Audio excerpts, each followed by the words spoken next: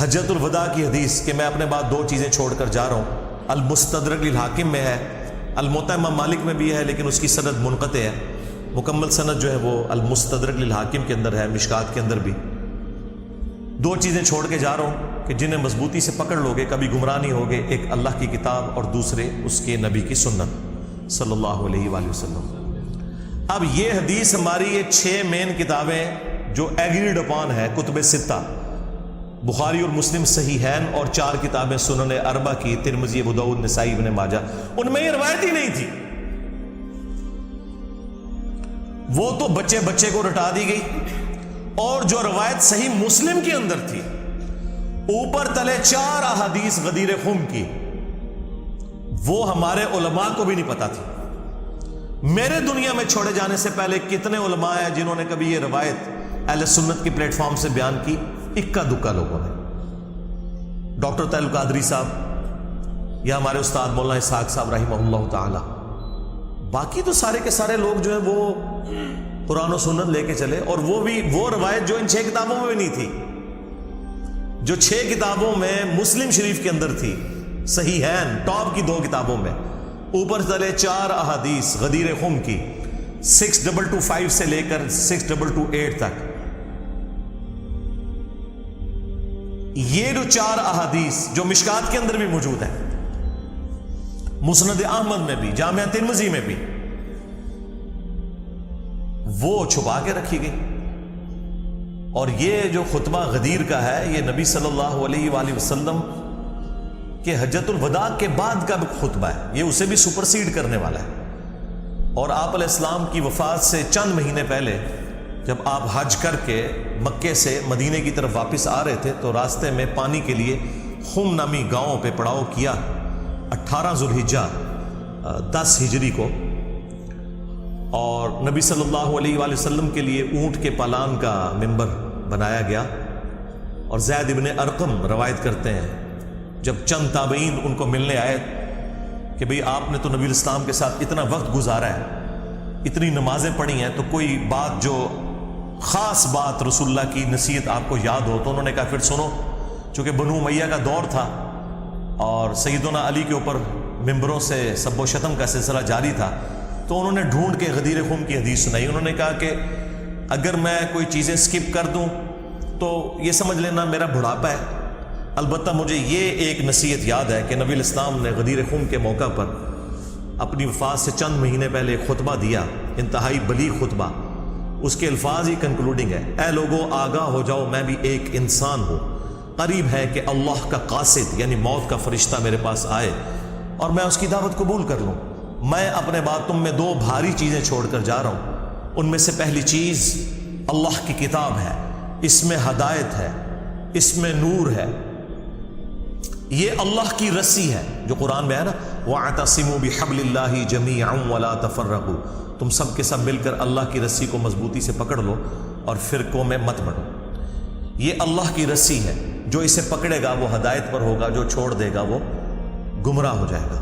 اور پھر نبی علیہ السلام ترغیب دلاتے رہے، اللہ کی کتاب، اللہ کی کتاب، اللہ کی کتاب۔ اور پھر فرمایا دوسری بھاری چیز میرے اہل البیت ہیں، میں اپنے اہل البیت کے معاملے میں تمہیں اللہ کا خوف دلاتا ہوں، میں اپنے اہل البیت کے معاملے میں تمہیں اللہ کا خوف دلاتا ہوں، میں اپنے اہل البیت کے معاملے میں تمہیں اللہ کا خوف دلاتا ہوں، 3 دفعہ فرمایا۔ لیکن امت بالکل الٹ چلی، نہ قرآن کو پکڑا عقیدوں کے لیے اور نہ اہل البیت کو زندہ چھوڑا۔ نبی علیہ السلام کو قبر مبارک میں گئے صرف 50 سال گزرے ہیں اور آپ کی پوری اولاد ذبح کر دی گئی۔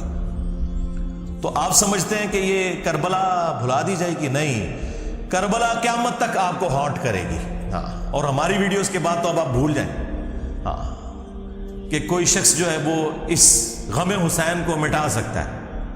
یہ سوگ حسین نہیں ہے، سوگ 3 دن ہوتا ہے، یہ غم حسین ہے، یہ اسی طریقے سے جاری رہنا ہے کہ نبی علیہ السلام اللہ کے حضور عرض کرتے کہ اے اللہ، ابراہیم علیہ السلام اپنے 2 بیٹوں اسحاق اور اسماعیل کو جن کلمات کے ذریعے تیری پناہ میں دیتے تھے، میں اپنے 2 بیٹوں حسن و حسین کو انہی کلمات کے ذریعے تیری پناہ میں دیتا ہوں، اعیذکما بکلمات اللہ التامہ من كل شيطان وهامة ومن كل عين لامة.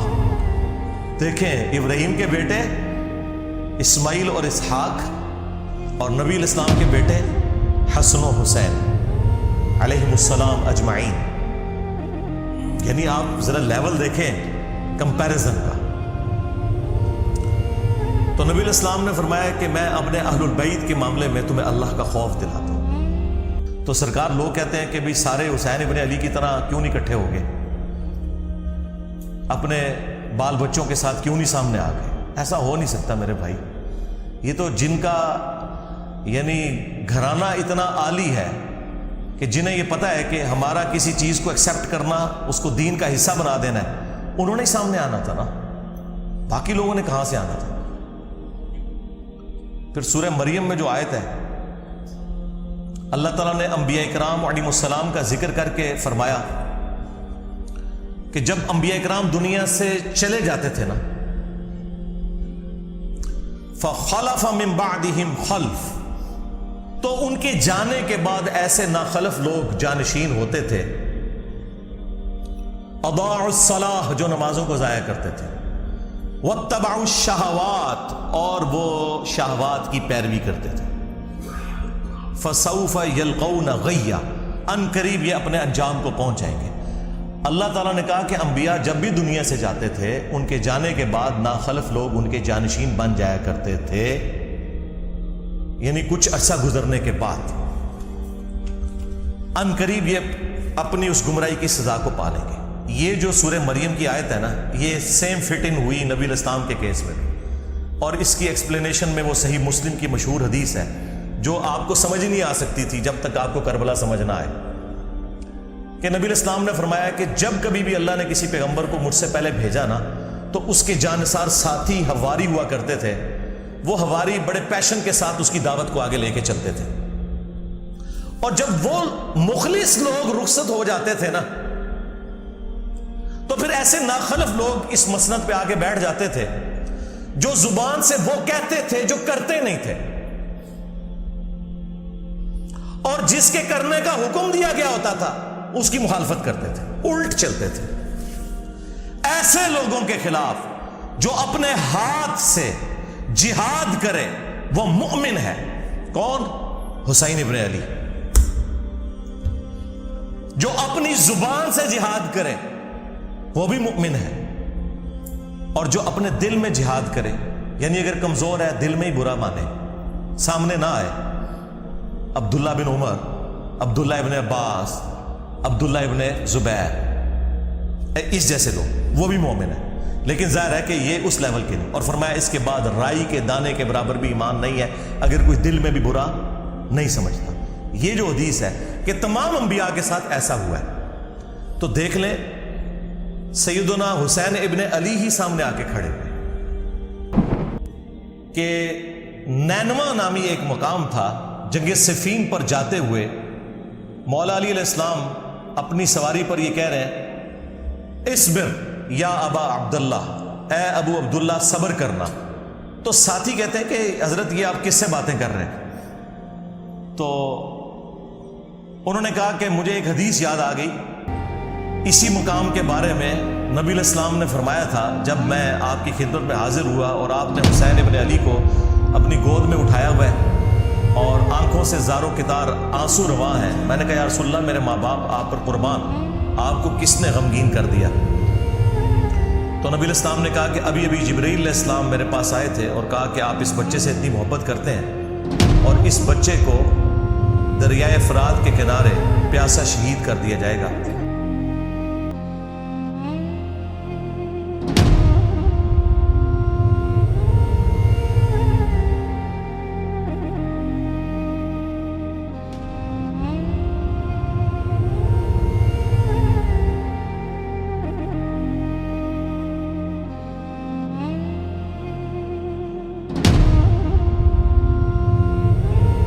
چلا کہ اسی دن یعنی 10 محرم کو عاشورہ کے دن 61 ہجری کے اندر حسین ابن علی کو اور ان کے ساتھیوں کو شہید کیا گیا کربلا کے اندر. اب یہ حدیث مسند احمد کی اس پر گواہ ہے کہ نبی علیہ السلام اپنی وفات کے بعد بھی اللہ کی جنتوں میں غمگین ہے اس بات پر کہ حسین ابن علی کو شہید کیا گیا۔ تو غم حسین تو جاری۔ صحیح بخاری میں حدیث ہے، یہ ترمذی میں بھی موجود ہے، کہ حسین ابن علی کا سر کاٹ کر عبید اللہ ابن زیاد کے سامنے لا کر رکھا گیا، اور اس میں امام بخاری نے لکھا ہے برأس الحسین علیہ السلام، حسین علیہ السلام کا سر۔ امام بخاری نے حسین کے ساتھ علیہ السلام لکھا ہے، مولوی نے نا اردو ترجمے میں نا رضی اللہ عنہ کر دیا۔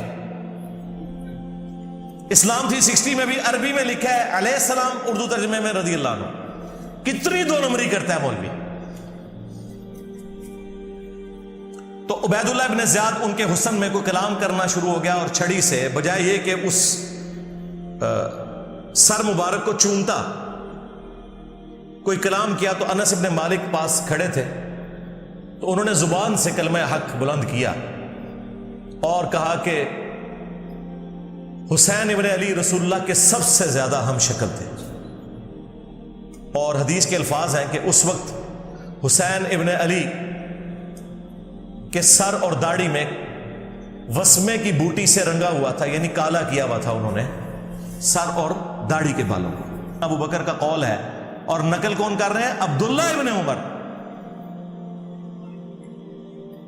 جن کے بارے میں بخاری میں آتا ہے کہ ان سے کسی عراقی نے مسئلہ پوچھا کہ احرام کی حالت میں مچھر یا مکھی کو مار دیں تو کیا کفارہ ہے؟ انہوں نے کہا کہ یہ پوچھنے والا کون ہے؟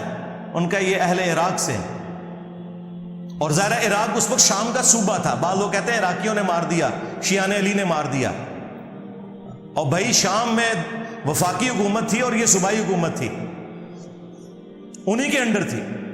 اے عراقیوں، تم مجھ سے مکھی اور مچھر کا مسئلہ پوچھتے ہو، تم نے تو اللہ کے نبی کے نواسے کو قتل کر دیا، جن کے بارے میں نے نبی علیہ السلام سے سنا تھا کہ حسن و حسین دنیا میں میرے دو پھول ہیں۔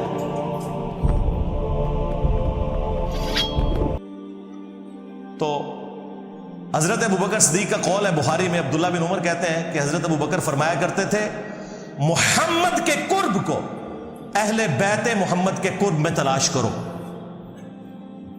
اب مجھے بتائیں، جو رسول اللہ صلی اللہ علیہ وآلہ وسلم کے قرب کو ان کے اہل البیت کے قرب میں تلاش کر رہے ہیں خود، کیا کبھی وہ یہ دعویٰ کر سکتے ہیں کہ ہم اہل البیت سے افضل ہیں؟ اللاجیکل بات ہے یہ کہنا کہ جی بخاری میں موجود ہے، ابو داؤد میں بھی، کہ عبداللہ بن عمر کہتے ہیں کہ ہم نبی علیہ السلام کے زمانے میں افضلیت دیتے تھے حضرت ابوبکر کو، عمر کو اور عثمان کو، اس کے بعد افضلیت نہیں دیتے تھے۔ تو بھائی یہ لوگوں میں فضیلت کی بات ہے، اہل البیت بالکل الگ ہے، جن کے گھر سے دین ملا۔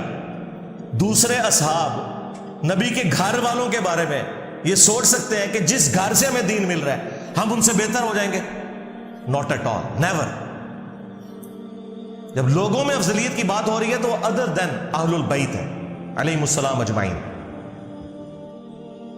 اور پھر المستدرک للحاکم میں حدیث موجود ہے، نبی علیہ السلام نے فرمایا اگر کوئی شخص پوری زندگی حجر اسود اور مقام ابراہیم کے درمیان نمازیں پڑھتا رہے اور روزے رکھتا رہے، اسی حالت میں مرے نیکوکاری میں، لیکن ہم اہل البیت کا بغض اس کے دل میں ہوا، تو اللہ تعالیٰ اسے ضرور جہنم کی آگ میں داخل کرے گا، وَلِعَوْذُ بِاللَّهِ تعالیٰ۔ یہ کہتے ہیں جی کربلا کیوں ڈسکس کرتے ہیں جی، کیا آخرت میں پوچھا جائے گا؟ جی پوچھا جائے گا۔ جب آپ کی جنت اور جہنم کا فیصلہ اہل البیت کی محبت پر ہو رہا ہے تو پوچھا نہیں جائے گا؟ اور آپ تو ہمیں خود ہی سنایا کرتے تھے فضائل صحابہ احمد بن حنبل کی کتاب میں، وہ روایت جہاں سے میں نے سٹارٹ لیا، اور شیعہ کے ہاں نہج البلاغہ میں، کہ حضرت علی کی محبت میں غلو کر کے دو فرقے جہنم میں چلے جائیں گے اور دو گمراہ ہو جائیں گے، ایک ان کی محبت میں غلو کر کے، ایک ان کی دشمنی میں۔ تو جب آپ خود جنت اور جہنم کا فیصلہ سیدنا علی اور اہل البیت کی محبت میں کرتے تھے، اس وقت صرف اتنا ہی تھا کہ آپ نے دوسروں کو کہنا تھا رافضی اور اپنے آپ کو ناسبی ماننے سے انکار کرنا تھا۔ تو یہ آپ نے دو نمبریاں کی ہیں، اس کا رزلٹ پھر اسی شکل میں نظر آنا تھا۔